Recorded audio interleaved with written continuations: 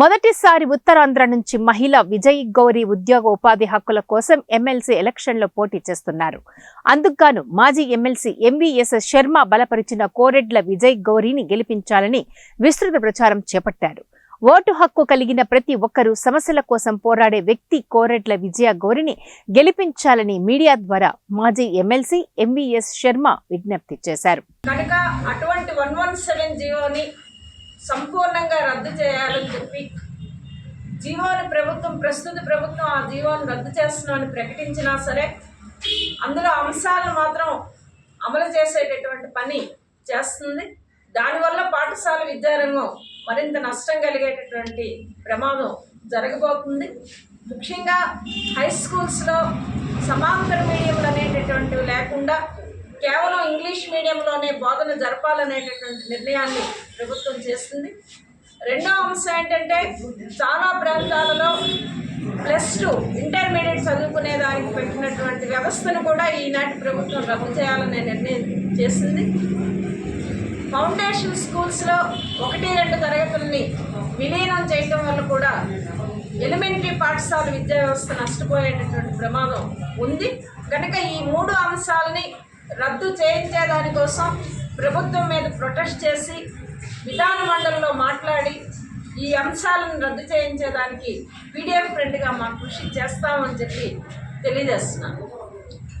విద్యారంగంలో 10 మేనేజ్మెంట్లలో పనిచేసేటటువంటి ఉపాధ్యాయులు, ప్రైవేటు విద్యా సంస్థల్లో పనిచేసేటటువంటి టీచర్లు, లెక్చరర్లు, జూనియర్ కాలేజీల్లో, ఐటీఐల్లో, పాలిటెక్నికల్లో, డిగ్రీ కాలేజీల్లో పనిచేస్తున్నటువంటి కాంట్రాక్ట్ లెక్చరర్స్ యొక్క సమస్యల మీద మా క్యాంపెయిన్ సీరియస్గా చేసి వాళ్ళ సమస్యలను పరిష్కారం చేసేదానికి పూనుకుంటామని చెప్పి ఈ సందర్భంగా తెలియజేస్తున్నాను.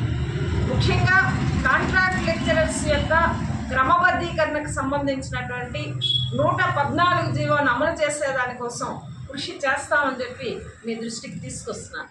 మరొక అంశం ఏంటంటే 15 ఏళ్లుగా కేజీబీవీ పాఠశాలల్లో పనిచేసేటటువంటి టీచర్లతో వెట్టి చాకిరీ చేయించేటటువంటి ప్రభుత్వం ఈనాడు ఎంటీఎస్ విధానాన్ని తీసుకొచ్చినప్పటికీ కూడా అమలు చేసేటటువంటి పని చేయడం లేదు. కాబట్టి కేజీబీవీ టీచర్ల యొక్క ఎంటీఎస్ విధానాన్ని అమలు చేసేదానికోసం పీడిఎఫ్ అభ్యర్థినిగా ఒక కృషి చేస్తానని చెప్పి తెలియజేస్తున్నాను. మరీ తెలుసుకున్న అసెంబ్లీలోని మెజారిటీ బట్టే ముఖ్యమంత్రి గారి పదవి కొనసాగుతుంది. అటువంటిప్పుడు శాసన మండలిలో టీచర్ల స్థానానికి జరిగే ఎన్నికల్లో తన మనిషి గెలిస్తే తప్ప మీ సమస్యలు పరిష్కరించడం అని చెప్పడం ఇది బ్లాక్మెయిల్ కాదా అని నేను అడుగుతున్నాను. ఇక్కడ ఉపాధ్యాయ ఎమ్మెల్సీలు 5 సీట్లు ఉన్నాయి. ఈ 5 సీట్లలోనూ గెలిచేవాళ్ళు ఉపాధ్యాయ రంగ సమస్యలను లేవనెత్తి ప్రభుత్వానికి సూచనలు, సలహాలు, గైడెన్స్ ఇవ్వడం అనేటువంటి దానవైతే గతంలో రాజశేఖర రెడ్డి ముఖ్యమంత్రిగా ఉన్నప్పుడు కూడా మా పీడిఎఫ్ చెందిన ఉపాధ్యాయ ఎమ్మెల్సీలు రెగ్యులర్గా విద్యామంత్రితో, అదేవిధంగా ప్రిన్సిపల్ సెక్రటరీ స్కూల్ ఎడ్యుకేషన్తో, కమిషనర్ స్కూల్ ఎడ్యుకేషన్తో, ట్రైబల్ వెల్ఫేర్, సోషల్ వెల్ఫేర్ సెక్రటరీతో సమావేశాలు పీరియాడికల్గా జరిపి ఈ అభిప్రాయాలు ఎక్స్చేంజ్ చేసుకుని వీళ్ళ సలహాలని ప్రభుత్వం తీసుకునే ఒక పరిస్థితి ఉండేది.